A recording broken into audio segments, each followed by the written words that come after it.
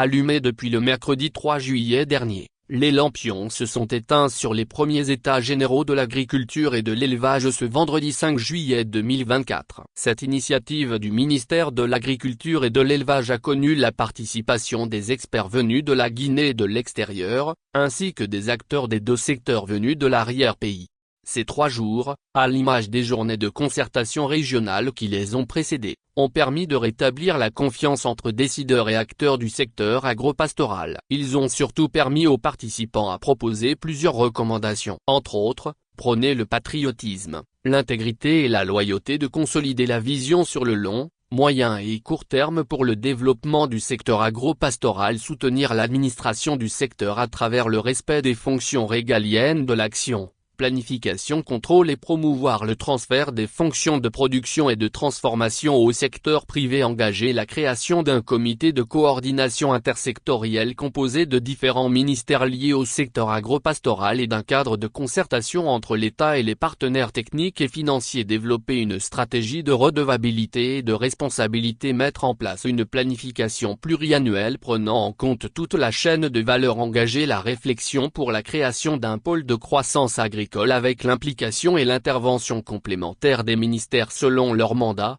amener les sociétés minières à s'approprier et à appliquer la stratégie de responsabilité sociale des entreprises pour contribuer au financement des projets agropastoraux dans leur zone d'intervention, utiliser la contribution des fonds miniers pour financer la réalisation des infrastructures agropastorales dans le cadre du contenu local, sensibiliser les communes à inscrire dans leur plan de développement local et annuel d'investissement la construction d'infrastructures agropastorales, marchés à bétail, parcs communautaires, aménagement pour la production maraîchère, élargir l'appui de la bourse de sous-traitance au PMEPMI du secteur agropastoral et actualiser le schéma directeur des pistes rurales dont la mise en œuvre permettra de faciliter le drainage des produits vers les marchés. Dans son discours de circonstance, le ministre de l'Agriculture et de l'Élevage a déclaré avoir compris les problèmes qui assaillent le secteur agropastoral, tout en rassurant de les traduire en actions concrètes. Ensemble, nous nous emploierons à relever les défis qui se posent. Je vous rassure que l'État prendra les siens à travers le ministère de l'Agriculture et de l'Élevage pour mettre en œuvre toutes les recommandations idoines qui seront exécutées conformément à la mise en place des programmes d'urgence à court,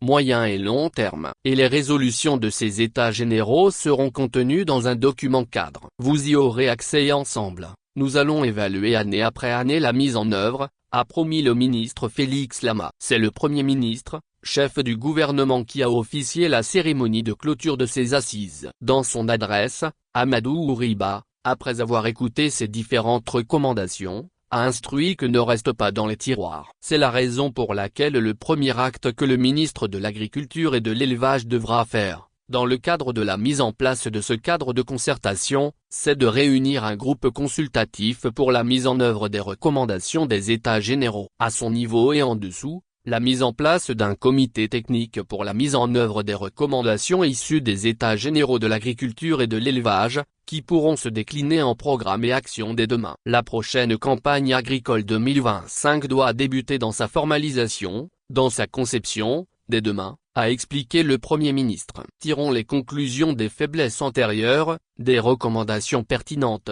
pour préparer d'ores et déjà la prochaine campagne agricole 2025. Parce que nous ne pouvons pas nous tirer d'affaire si le secteur agricole et de l'élevage s'avère déséquilibré par rapport à nos actions. Au niveau gouvernemental, le Premier ministre a soutenu que dès les prochains jours, il sera procédé à la mise en place de 2 comités du gouvernement, 2 comités mensuels. Un comité chargé du développement durable et du capital humain et un autre comité chargé des finances publiques et des réformes, pour que de manière structurée, l'ensemble des interventions des ministères sectoriels puissent se retrouver en phase dans une dynamique collective et avancer ensemble. C'est dans ce sens que la mise en place du comité technique pour la mise en œuvre des recommandations issues des États généraux nous permettra d'être en phase avec les objectifs globaux que s'assigne le gouvernement, a préconisé Bahouri. Cette cérémonie de clôture a été marquée par la remise des satisfecits aux experts du secteur agropastoral pour leur participation active au panel et masterclass qui ont meublé les 3 jours de travaux, mais aussi pour leurs efforts à booster l'agriculture et l'élevage en Guinée.